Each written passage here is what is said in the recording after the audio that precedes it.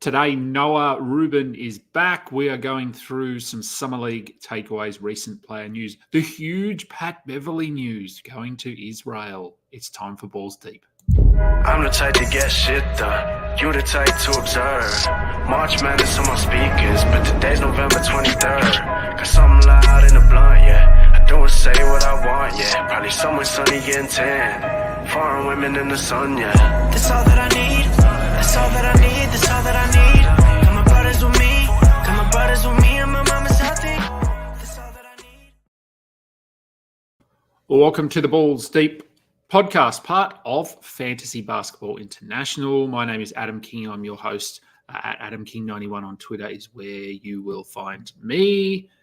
Joining me as always, Noah Rubin, host of the Tank Me Later podcast. Noah, a little bit later today, which was nice. I was able to sleep in a little bit. My kids are at home. My wife's overseas, so I'm just home for the week. So I thought, why not go a bit later? Yeah, no, I mean, it was fine with me. My wife's out of town, so it works out nicely as well because I'm just free whenever. I got basketball on the TV now, so I'm just chilling. So whenever bachelors just living our best life. Exactly. With Summer League going on in the background. So we will cover Summer League today from a fantasy perspective, probably a bit of dynasty perspective as well. But I thought we'd just touch on any recent news that's sort of happened. Not much has happened in the last week since we last spoke. If I work my way through, actually one that I do want to start with, and this is an Atlanta-related player, I guess, Vit Krejci, who signed a 4-year, $10 million deal with the Hawks. What are your thoughts on him? Because I thought he flashed some stuff late last year in the Tank Me Later league. I dropped who did I have? I think I dropped I can't even think of his name. Corey Joseph, who I had for some reason, and picked up Vit Krejci because he was just sitting there doing nothing. I don't know. Do you think, is there a role for him at all? In standard fantasy leagues, no. But on the Hawks, yes. And in deeper fantasy leagues, like your classic 30-team dynasty, then yeah, I think he will be able to get enough minutes. He's a fun story because, I mean, he's been around a couple of years, but he's another, I guess, semi or just success story from Atlanta's G League team. Same thing with Jalen Johnson, just different, smaller scale. They developed him by giving him minutes there, and he did play well down the stretch last season. If I'm remembering it correctly, they didn't offer him a standard contract for financial reasons so that they could sign him to a longer-term deal that benefited them more, if I'm remembering that correctly. But it also helps because he played really well against Chicago during the regular season, and then he was playing and ended up with the number 1 pick. So shout out to Vit Krejci.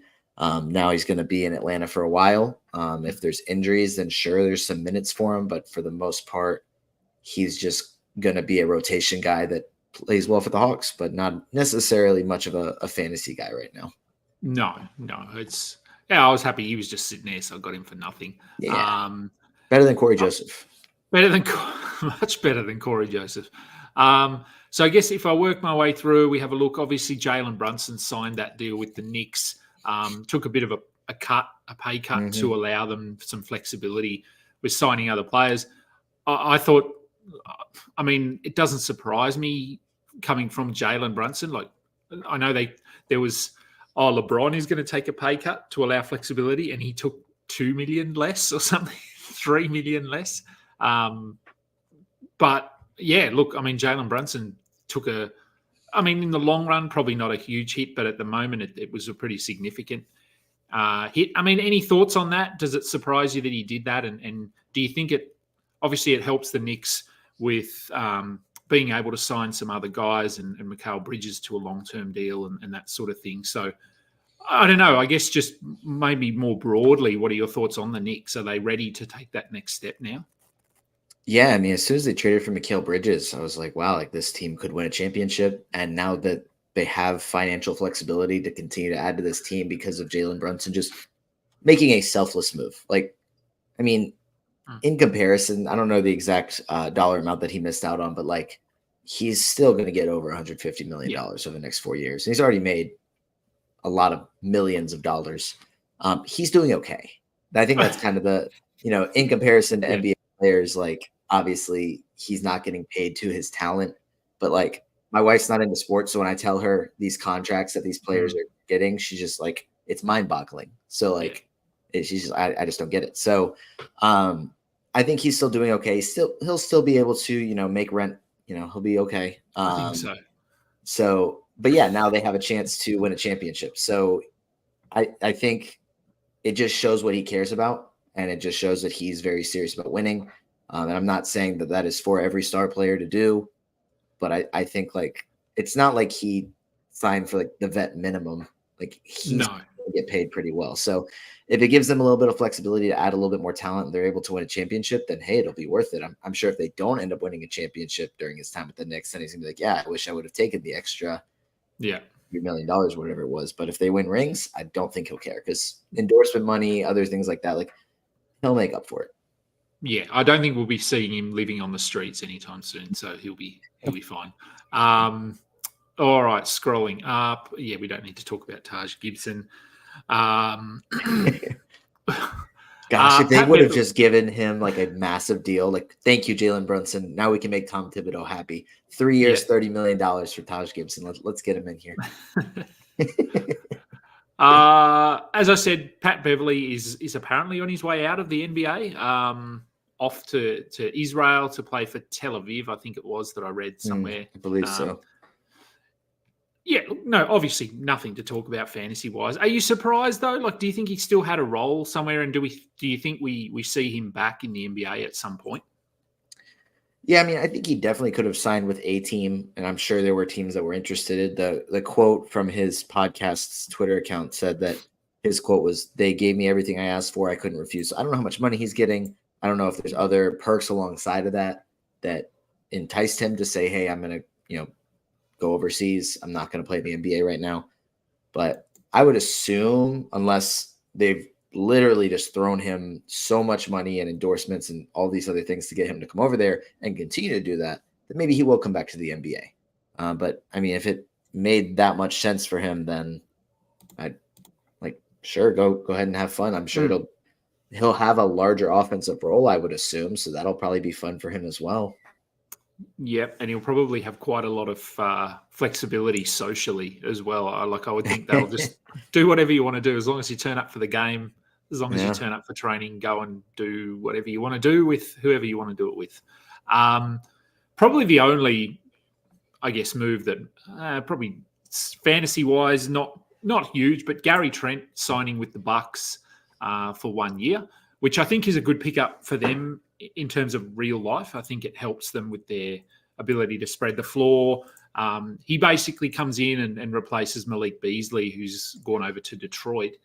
What are your thoughts here? Like, does this sort of move the needle in terms of Gary Trent's fantasy value, or he is who he is and he hits threes, he gets some steals, that's sort of it? But is he going to play enough on this Bucks team? I think he's just going to slide in and be the starting shooting guard with Malik Beasley gone. So I could still see him getting, he played 28 minutes per game last year. I could see him getting that. We just need the steals to go back up to what they were the previous 2 seasons for him to have much fantasy value outside of just, 2.5 threes and a steal. Like, that's something. It's not a ton, but I think, like you said, a real life move. I think it is good for the Bucks. It is an upgrade for them.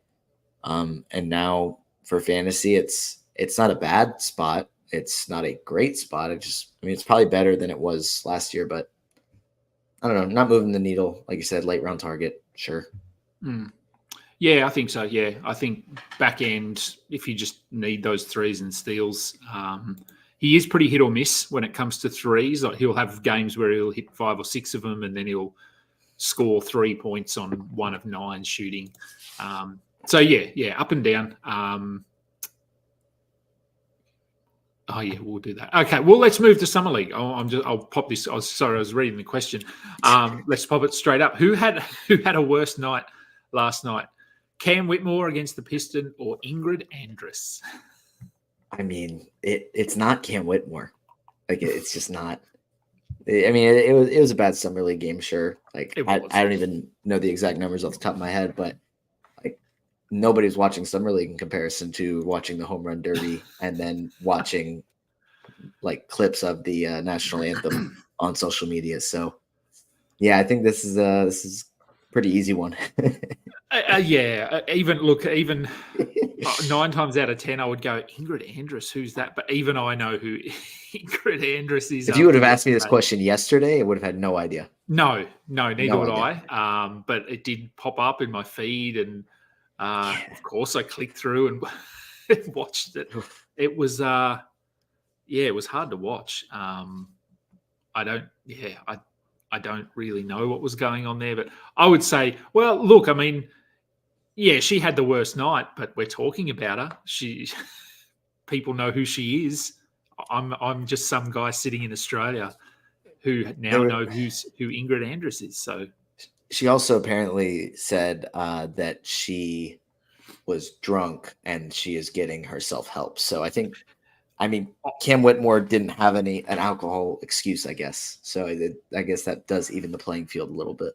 Yeah, I did watch that. We've just. Yeah, I did watch it, and I was watching it and thinking, is she under the influence of something? Like, I didn't know what it was, but because she's a 4-time Grammy nominee. I think I read that somewhere in a description, and you figure she's got to be a good singer if you're singing and getting nominated for right. Grammys. In theory, you've got to be a good singer. So it was an off night for her, and hopefully getting some help. Probably shouldn't have been out there in the first place, but yes, Cam Whitmore was 1 for 15 and 0 for 5 from 3. Bad night for Cam if we get serious. But I mean, look, this happens. It's Summer League. I mean, we're obviously not concerned here at all in terms of what Cam did. He'd been playing well before that. So, but look, I mean, staying on the Rockets and someone that I did want to talk about today was Reed Shepherd, who came into Summer League as one of the more hyped guys in a draft that, look, I don't know, average draft, I suppose, if we want to put it that way. He's looked really good so far. I'm surprised they've actually played him in 3 games, and maybe he is done now. I don't know whether they'll just say, hey, we've seen enough. I guess, what are your thoughts on Reed Shepherd? Like, is this what you expected from him? And do we see a role for him, a significant role, once the season starts, or are there simply too many mouths to feed there in Houston? I don't think I'm surprised that he's continued to play. I think that he's a rookie, so he's probably going to play the whole summer, even if he is awesome, barring an injury, just because, like, leading into your second question, I guess, there probably isn't going to be a ton of minutes for him this year just because of how much talent they have. Now, if he's just simply better than Jalen Green or playing better than Cam Whitmore or these other guys in the rotation, like, there will be minutes for him. But I don't think that that's something that's going to happen from day one. If it does, then the league better watch out, because obviously this guy's going to be a star. And he does have that potential. We loved the numbers in college, and he's looked phenomenal so far. It's on draft night, when last minute rumors where the Hawks were deciding between Reed Shepherd and Zachary Risache, I was getting my hopes up. And he's already proving why, like, he should have been taken more seriously from the jump. I mean, there's a reason he went 3, but I mean, he's one of a lot of people's favorite prospects. So it's been fun to watch. But yeah, I think just the amount of depth they have there, it's hard to imagine him getting more than like 20 minutes per game. And I think that would be like best case scenario. Yeah. Going to be tough. I think if it was 2-3 years ago, there'd be more of a path there. But now that the Rockets are actually competitive and have sort of visions of making the playoffs, so I would assume this year that's probably their goal. Then to start the year, it's probably a minimal role. But look, maybe they get some injuries, or maybe they just figure out we need him defensively on the floor a bit more. I don't know. We'll see. But he has looked really good. Yeah. Sticking in Houston, and we'll have. Well, actually, I've got someone I want to talk about, but this is where that initial comment was going regarding Cam Whitmore. does it open the door for AJ Griffin to overtake him at all? Like, so do you see Griffin moving ahead of him in the rotation at any point?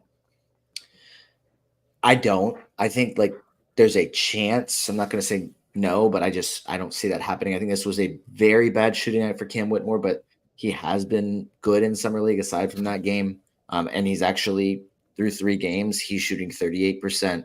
Or 38.3, and AJ Griffin's shooting 37.8%. So neither of them have shot well overall this summer, though Cam Whitmore's numbers were obviously brought down by a 1 of 15 night. I think he's looked so good overall this summer. I guess last game was bad. The first 2, I thought he looked great. Just some of the dunks he's had makes him look like he should be playing Summer League. He's too good. And I think also just a way of looking at it is they spent a first-round pick on Cam Whitmore and were potentially going to take him at 4 that draft. They just gave up basically nothing to bring AJ Griffin in. So I think they're going to value Cam Whitmore and give him more opportunities than they would AJ Griffin. And also just bad shooting nights in Summer League aren't going to deter a team from giving a guy minutes, especially somebody they spent a first-round pick on. So no, I'm not worried about Cam Whitmore's spot in the rotation based on AJ Griffin.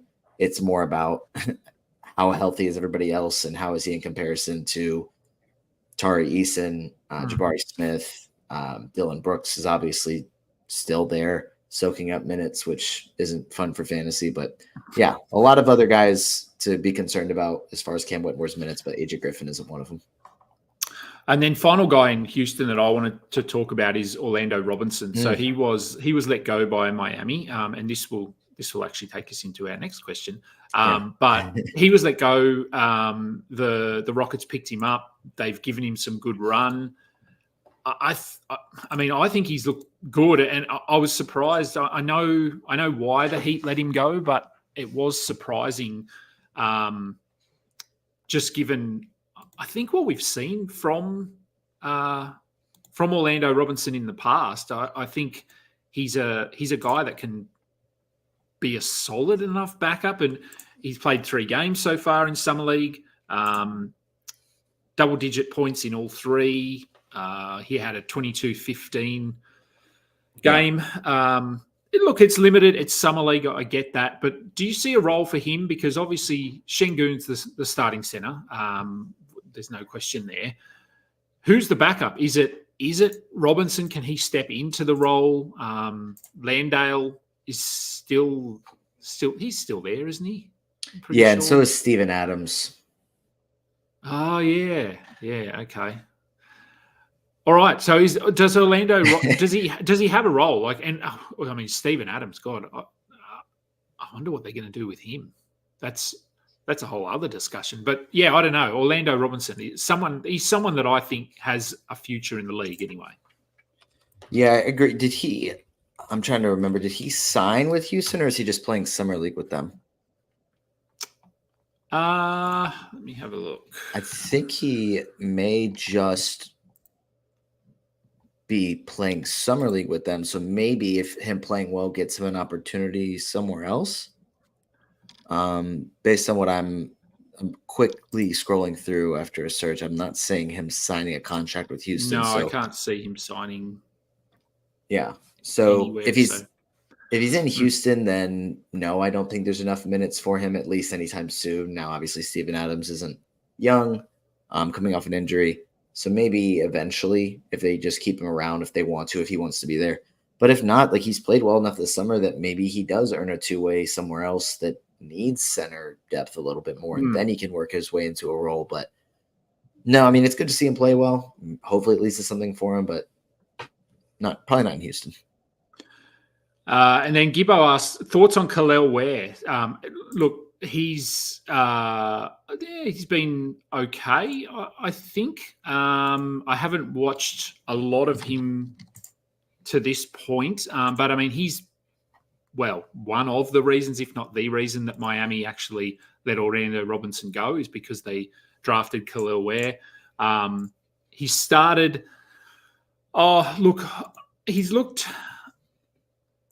I think he's looked pretty good offensively. His first game, I think from memory, rebounding wise, I think he had like 2 rebounds or something. He needs to be better than that on the glass. What do you think his role is here? Like, are they bringing him in and are they envisaging him playing alongside Bam, with Bam at the 4? So just looking at his numbers, just to kind of go through that. First game, he had 12.6 boards and 5 blocks. Second game, he had 26 points, 11 rebounds, but I think that was against a non-NBA team. Yeah. And then he had a 17 3-rebound game with 3 blocks, and then an 11-12 double-double in their last game against the Thunder. So I think that they might experiment with a lineup with him at the 5 and Bam at the 4. I think that could be a lot of fun defensively, and pretty good rebounding. But I think for the most part, his minutes will be just when Bam isn't on the floor.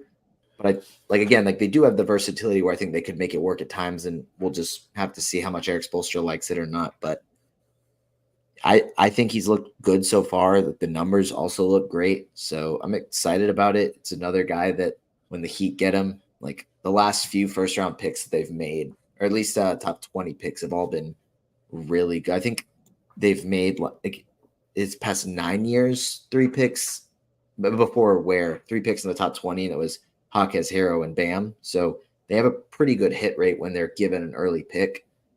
So hopefully this one works out. I mean, sticking in Miami, I don't think we need to talk about Jaime Jaquez. He's obviously, he shouldn't be playing Summer League. I mean, that's a quote we don't need to repeat. It's an annoying quote. I think he shouldn't be too good for Summer League, but he's done what the Heat would have wanted him to do, and that's dominate. So yeah, I don't think we sort of need to talk too much about him because we saw enough from him last year to know that he's going to be a rotation player for them.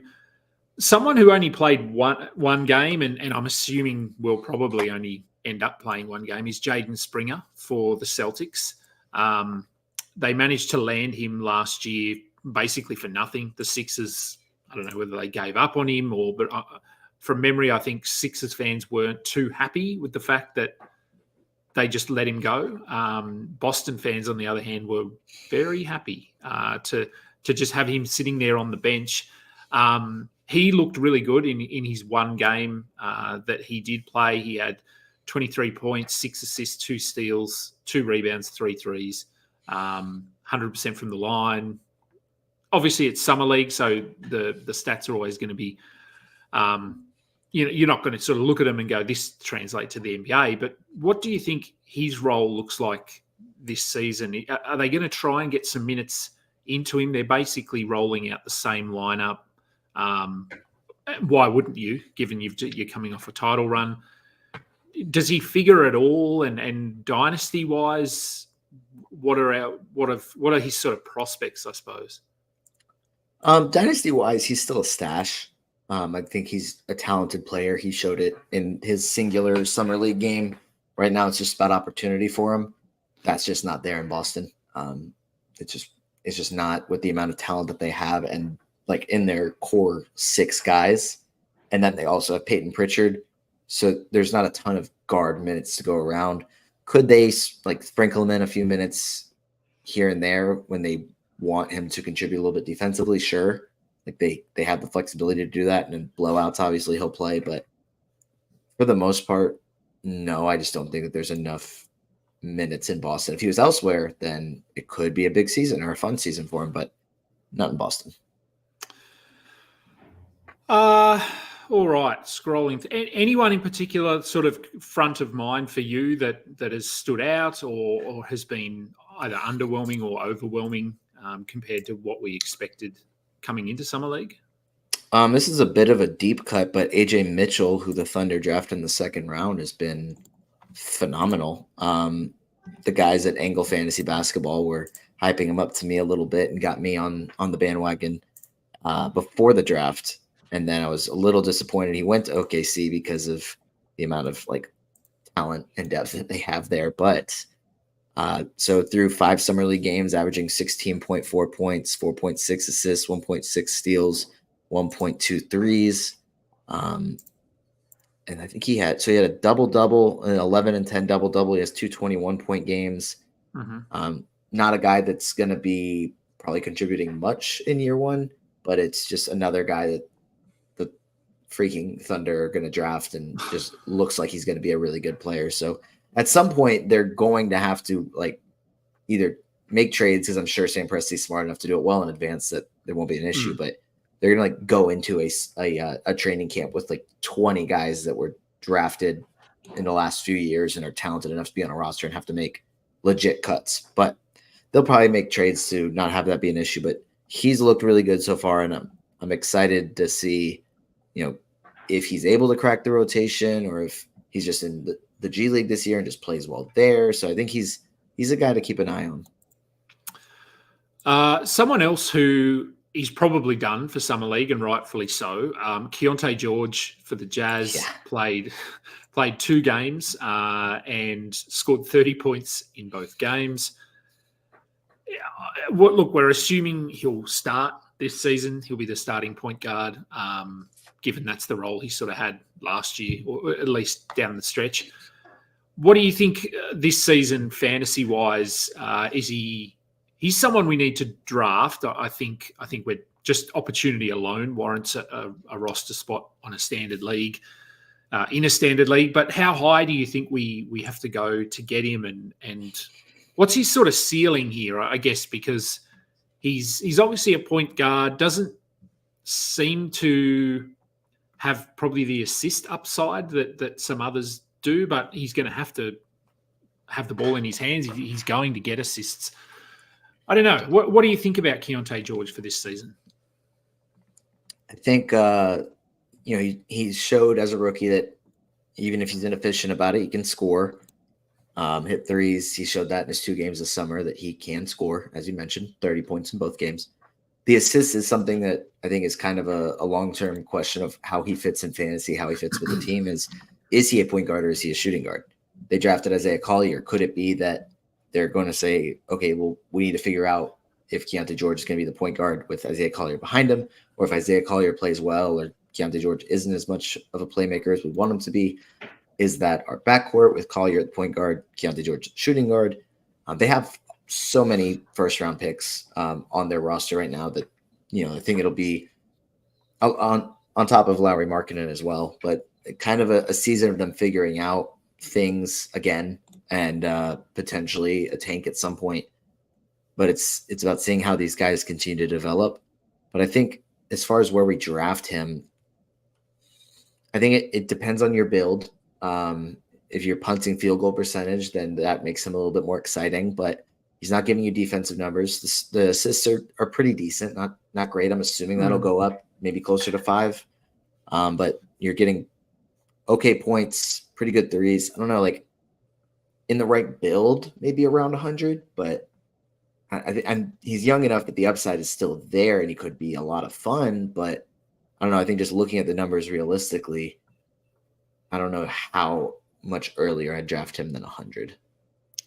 So I just pulled up the draft results from an early mock that we did. And this one, I believe, was before free agency. Not that his role has changed. I think he sort of is who he is and nothing's changed there. But he went at in the 10th round, 4th pick of the 10th round. So what's 10 rounds is 120. So 110-ish. That feels about right. I think he'll be, if you look at his numbers from last year, he finished, we don't really look at player rank when it comes to him because he was outside the top 300, but he was a huge negative in steals, field goal percentage, as you said, turnovers as a rookie, not surprising. So I guess we're probably looking at sort of 16 points, 5 assists.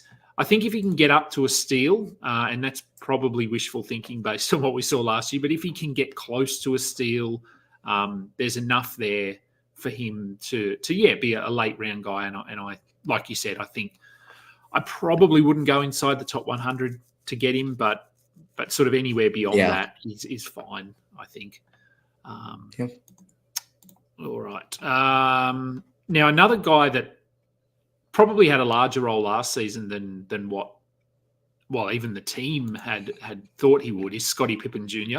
For the Grizzlies. And obviously they had a lot of injuries. And so Scottie Pippen, Gigi Jackson, Vince Williams, they all played a lot more than probably the Grizzlies would have wanted them to. But long run, I suppose it exposed them to the NBA. It gave them a good idea of what you need to do to be an NBA player. And Scottie Pippen has sort of built off that momentum, I suppose, that he created last season and taken that into Summer League. And he's looked really good for them. Defensively, I mean, he's got 16 steals in 4 games. He's scored at least 15 points in all 4 games. Assists are decent enough. We were just talking about Keontae George having decent assist numbers. Scottie Pippen's had 7, 4, 5, and 5. We know the Grizzlies, well, in theory, they're going to be healthy come opening night, so they're going to have all their guys back. Does Scottie Pippen have a role there at all? And if so, deeper fantasy leagues, I'm assuming, would be the only place to consider him? Well, I think he'll be a backup guard. I think when John Morant's off the floor, they might also defer to Marcus Smart and Desmond Bane a little bit as lead ball handlers. But Scottie Pippen Jr. is a guy that can come in and handle the ball and play defense.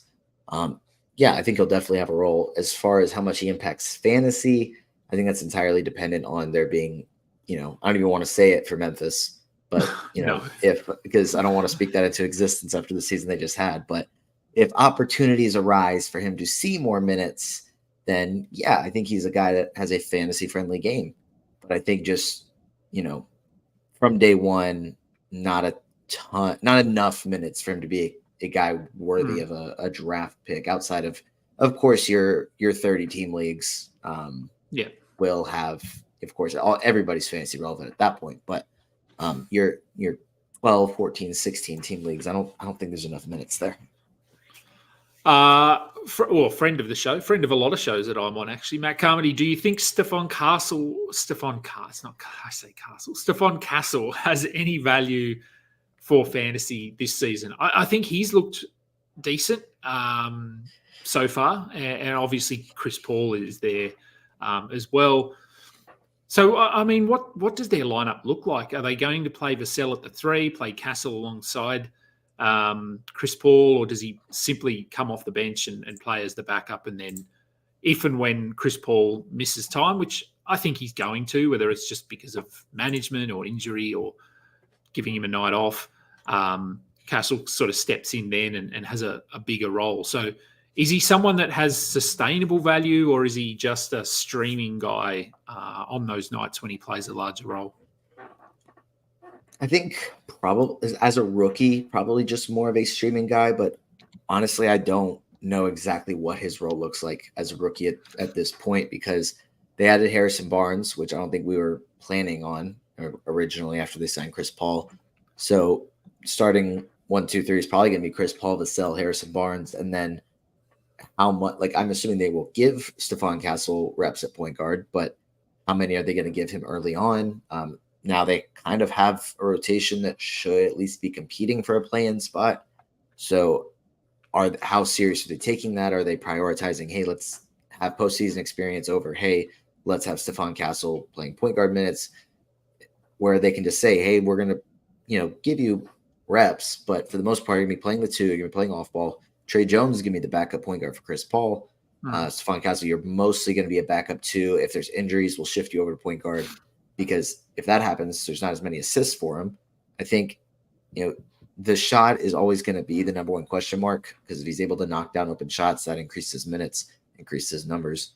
But the steals have been pretty decent this summer. So if he's able to get enough minutes, then I think that there is, he has enough talent that he's worthy of a late round dart throw kind of thing, like last 2 rounds. But with the way the rotation is shaping out, I'm not as optimistic about him year 1. Yeah, I think it feels like a situation where he could have value over the last 2 months, sort of once we get to All-Star break, and then if the Spurs are eliminated and really just want to get some minutes and playing time into these young guys.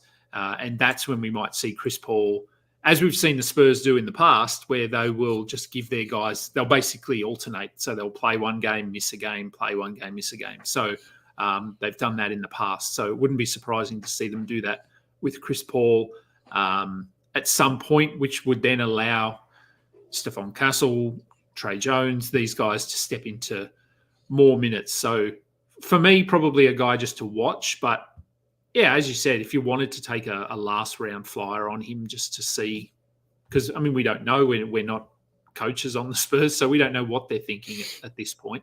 Right. Let's do one more player. Anyone else for you that warrants discussion? Modest Buzelis had a really big game and looked really good.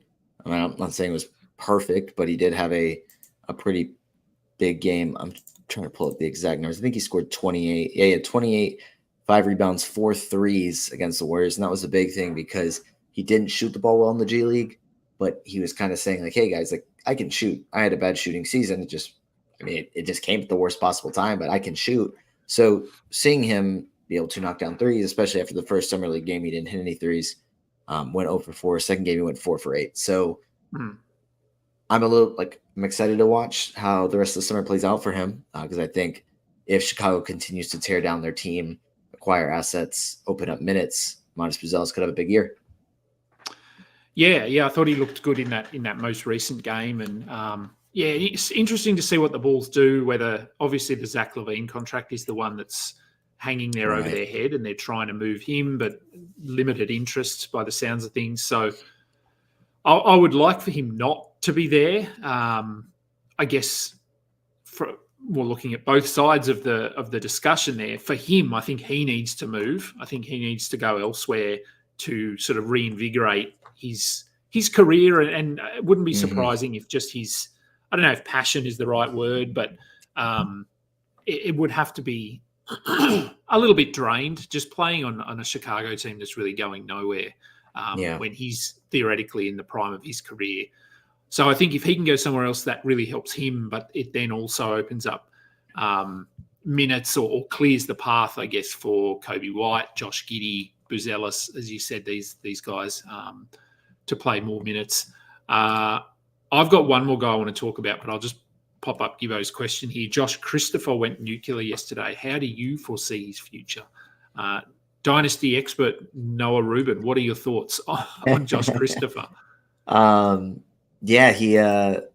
remember liking him originally when he was drafted. Obviously hasn't panned out for him yet, but Miami hasn't made a ton of moves to bring guys in. They've lost at least a couple guys from the rotation. I know for sure Caleb Martin left. I can't remember off the top of my head who else did, but I think that, if Josh Christopher sticks around the organization, an organization that's been known to develop players, it could work out pretty well for him. He wouldn't be a guy that I would definitely say, yes, the Heat will get the most out of him and he'll turn into a really good player, but it is a pretty good spot. He's probably worth a stash at this point because, he has played pretty well this summer. So keep an eye on it for the rest of the summer, see how, what else comes out in the news as far as his contract situation with the Heat. I don't remember if he, again, same thing. I don't remember if he signed a contract with him or if he's just joining them for summer leagues. I'm going to look that up. Yeah, I'm not too sure. I do remember when his rookie season in Houston. I think there was we saw bits and pieces then.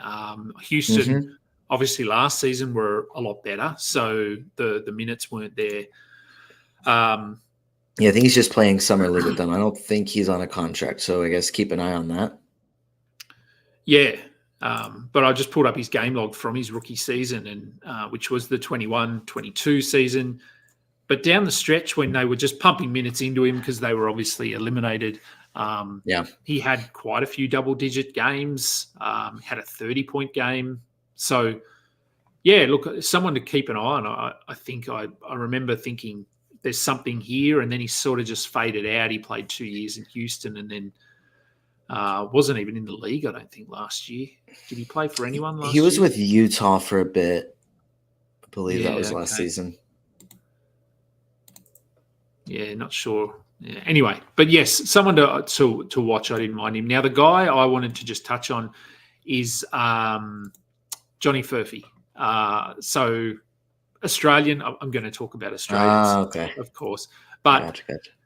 I spoke with Brett Bauer as part of my interview series, and that'll be released, I think, next week or something. But we spoke about the Pacers, obviously, and Johnny Furphy was someone that he, from what he sort of has picked up coming into Summer League and coming into the season, like the vision, I suppose, for Furphy was that this is what Rhett said, that coming into Summer League, he was not going to start. He would come off the bench in their Summer League for their Summer League team. In the 2 weeks, whatever it was, between being drafted and opening night of Summer League, he did enough just in that short period of time to move into the starting lineup. So they started him, and he has started every game. And I was watching a bit of their game this morning. So he had 18 points, 8 rebounds, 2 steals, an assist and a block. He's looked pretty good. He sort of, I don't know, he sort of reminds me a little bit of what Christian Brown sort of does in Denver. Like, just a guy you can plug in. He can fill a number of roles. I don't think the minutes are there for him this season. So I don't think, assuming that the Pacers are competitive again and are wanting to win games, I think he'll be in the rotation, potentially not every night, but dynasty-wise, longevity, what do you think about Johnny Furphy? Yeah, he was supposed to go lottery, so I guess like right outside the lottery. I saw like a lot of projections for that. I'm trying to see if I thought I had this bookmarked on Twitter. It was like his shot profile, like laid out percentages of like based on his college shots, like how they came. Like most of them were catch and shoots, not a ton off the dribble. Yeah. Which made me kind of a little bit, and I can't find it. Maybe I'll try and find it and retweet it or something at some point. But just kind of a limited shot profile in college, which made me a little concerned. Like, okay, what does that mean for fantasy? How much of an offensive game does he have? Is he just a catch and shoot guy that helps a team? That isn't great for fantasy. I'm not entirely sure. We'll keep an eye on it, but he has looked really good this summer. But back to I saw a lot of people had him in the lottery or just outside the lottery, slipping to the Pacers in the second round. It's like, hey, why'd that happen? But at the same time, it's like, hey, he was better than that. So nice pickup by the Pacers. They have so much talent. Only a couple like stars, but a lot of very, very good players. It might take him a couple of years to develop. But I think long term, I do kind of like him. But yeah, not this year. I don't really think just they already have a young shooter in Ben Shepherd. Benedict Mathurin will be coming back. Aaron Nesmith, obviously, on the wing, Andrew Nemhard. So just not enough minutes for him, but worth keeping an eye on, worth stashing. All right, and then yes, we'll do a shout out to Australia. Josh Giddey, Jock Landale did almost help Australia beat the USA a night ago our time. They sort of came roaring back, and Steve Kerr was sort of had a lot of praise for the Boomers, the way they played. They were quite physical, which I think here as an Australian, and I don't know if we talked about this last week, the fact that they left Matisse Thybulle out of their Olympic team. We did. Which I'm still not sure about. But it was good to see them being physical, because I think that's always been coming up against some of these teams like the US and Serbia and these teams that have big centers, big bodies. How do we match up against these teams? But I thought we did it well. And then last night I haven't watched it yet, but we actually beat Serbia in the warm up, and then the US play Serbia tomorrow. Okay. Tomorrow night our time. But so yeah, we actually beat them. Paddy Mills had 28 points, which was good to see because he's been struggling. There've been news articles here talking about the fact that he needs to be benched for the Boomers, but he typically steps up in these global competitions for Australia. So I'm not surprised that he did go off for 28 points. He's not the player he was, but he's certainly well rested because he doesn't play in the NBA anymore. He just trains a lot. So yeah, look, it was good to see. I guess if we 30 seconds on the Olympics. Do you think the US can get it done with the team that they've got? Quickly, before I talk about the US, remember what I told you last week when you were saying, oh, they shouldn't have left off Matisse Thybulle. I can't believe they had Matthew Dellavedova on the team. Yeah. And I said, that's the Steph Curry stopper. And I think Steph only scored 6 points. So he did. So that's the Steph Curry stopper. Well, so. Yeah. Well, maybe you're right. Maybe you're right. We'll see. We'll see. But yeah, I mean, I think it's hard. And again, this might not again, but like this just might be a perspective of an NBA fan that doesn't pay attention to international basketball as much. Just looking at the rosters, it's hard to bet against a team that is filled with, future Hall of Famers in the NBA, even if other teams do have technically better players such as Jokic and Luka. I don't think it's going to be a cakewalk by any means, obviously only beating Australia by 6. When you look at like the rosters, like the Australian players and how they do in the NBA, the rosters don't really compare, but obviously it's just a different basketball game. I think, I don't know. I haven't really kept up with it a ton. I watched the scrimmage against Canada, and Joel Embiid's the guy to watch. Like, how is he adapting? He needs to adapt his game a little bit more. But I think Anthony Davis, Bam Adebayo, Anthony Edwards, they all look phenomenal. So it's going to be hard to beat them. It is. But as we've seen, the FIBA rules tend to level 100%. The playing field a little bit. Embiid has looked, a little bit lost. But it's more enjoyable basketball. Yeah, look, it is. And obviously from anyone outside the US perspective, it's enjoyable because it does. If you look at the team simply on paper, the US should win easily, but that is not the case. And I mean, Luka Doncic isn't even there. They got eliminated, so they're not. Yeah, that's playing. A good point. I forgot about that one. So that just shows you, I guess, how a lot of these teams that are there, you look at their roster and go, I know like 2 players, but they'll compete because they know how to play the FIBA rules. So I think it's going to be a really good tournament. Canada are on the way up. Their team, you basically know every player on their roster because it's full of NBA players. Australia has a lot more NBA players than we did 10 years ago. And then you've got Germany. France. Yeah. So I think it's going to be a really fun tournament. So I'm looking forward to it. But that is enough for today. I will let you get out of here. Thank me later. What have you got coming up? Another episode this week? Yeah, missed out on last week because I got lazy. I'm planning to do one this week. Hopefully I don't get lazy again, but just Summer League talk, probably talk about through we did the Tank Me Later rookie draft, so maybe go through that a little bit. Yep. That's what it is this time of year. We'll just, basketball's being played. We'll talk about it. Yeah, I was actually hoping that Furphy fell to me in that Tank Me Later draft, and he got close. He was there, and then I think I went to bed, and when I woke up, it was my pick, and he'd gone a few picks before me, which was a bit disappointing, mainly because he was the only player that I knew, and so I did message you and say, who the hell do I take here at pick 41 in a rookie draft? And I ended up going with the Pelicans. Was it Reeves? I think Reeves, from the Pelicans. Yeah. Antonio Reeves, yeah.